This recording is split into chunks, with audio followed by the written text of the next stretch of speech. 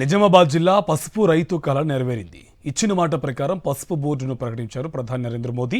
మహారాష్ట్ర, కర్ణాటక నుంచి ఒత్తిళ్లు ఉన్న నిజామాబాద్కి కేటాయించాలని ఎంపీ ధర్మపురి అరవింద్ కోరారు. కొత్తగా ఏర్పాటు చేసిన పసుపు బోర్డును కాసేపట్లో కేంద్ర మంత్రి పీయూష్ గోయల్ వర్చువల్గా ప్రారంభించనున్నారు. అనంతరం పసుపు బోర్డు చైర్మన్ పల్లె గంగాధర్ రెడ్డితో పాటు రైతులతో ముఖాముఖి నిర్వహించనున్నారు.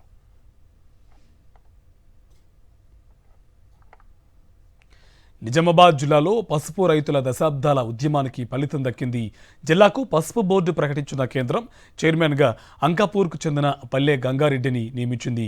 పసుపు బోర్డు ఏర్పాటుతో రైతులకు నిర్ణీత ధరతో పాటు కొత్త వంగడాలు, మార్కెటింగ్ సేవలు అందుబాటులోకి వస్తాయంటున్న పల్లె గంగాధర్ రెడ్డితో మా correspondent Vignesh face to face.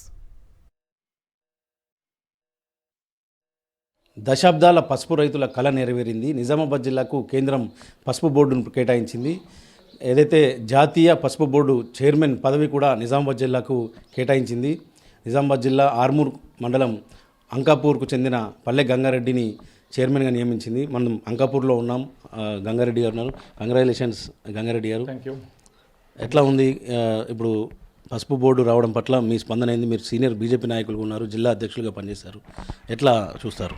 దాదాపు 3 దశాబ్దాలుగా ఈ ప్రాంత రైతులు పసుపు బోర్డు కావాలనేటువంటి సంకల్పంతో పోరాటం చేస్తే అనేక మంది నాయకులు వచ్చిండ్రు, అనేక మంది నాయకులు వాగ్దానాలు చేసిండ్రు.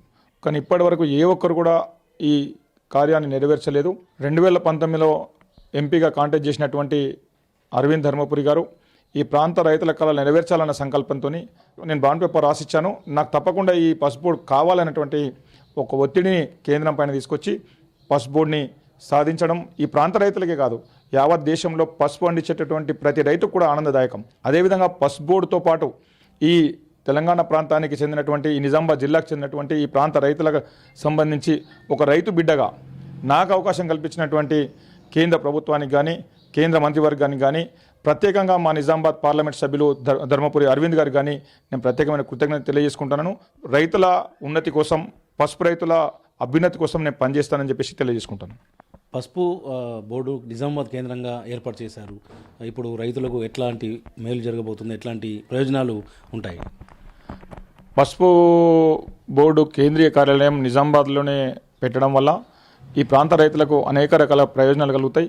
ముఖ్యంగా పసుపు పరిశోధన కేంద్రాల ద్వారా నూతన వంగడాలు, అదేవిధంగా ప్రపంచవ్యాప్తంగా మార్కెట్ ఏ విధంగా ఉంది, ఆ మార్కెట్ని ఏ విధంగా అందిపుచ్చుకోవాలా, అదేవిధంగా యాంత్రీకరణ, అదేవిధంగా రైతులకు సంబంధించినటువంటి వాళ్ళకు కావాల్సినటువంటి బాయిల్డ్ మిషన్స్ కానీ, అదేవిధంగా టార్పాలిన్స్ కానీ, అదేవిధంగా ప్లాట్ఫామ్స్ కానీ, మిగతా ప్రభుత్వం ద్వారా అందేటటువంటి సబ్సిడీలు నేరుగా రైతులకు అందించేటువంటి అవకాశం ఉంటుంది.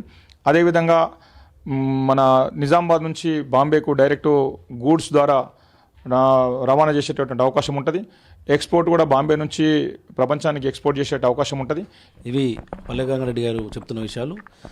ఎన్నికల హామీలో భాగంగా ప్రధాని నరేంద్ర మోడీ నిజామాబాద్కు పసుపు బోర్డు ఇస్తానని చెప్పి మాట ఇచ్చి నిలబెట్టుకున్నారు.